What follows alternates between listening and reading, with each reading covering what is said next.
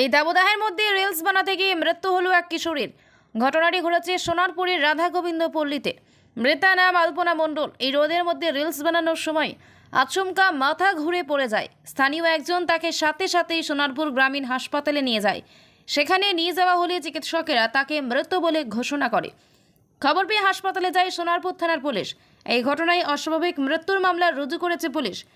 দেহ আজ ময়না তদন্তের জন্য পাঠানো হয়েছে। পুলিশ এলাকার বাসিন্দাদের সূত্রে জানা গিয়েছে, আলপনার বাবা ও মা কাজে চলে যায়। বাড়িতে একাই ছিল সে। দুপুরে সে তার এক বান্ধবীর সাথে রিলস বানাতে যায় এই রোদের মধ্যে। তারপরেই এই দুর্ঘটনা ঘটে। এটা কি করছিল, কি করতে গিয়ে ঘটনাটা ঘটলো? যেমন বার হয়েছে সেই ঘটনা বলেন।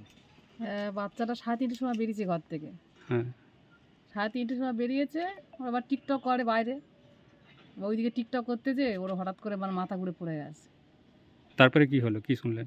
তারপরে শুনলাম ওখানে মানে একজন ছিল, তিনি হচ্ছে গিয়ে হসপিটালে নিয়ে গেল বাইকে করে সুভাষ গ্রামে।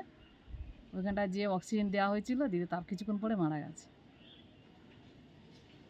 আপনার নাম? রাখি হালদার।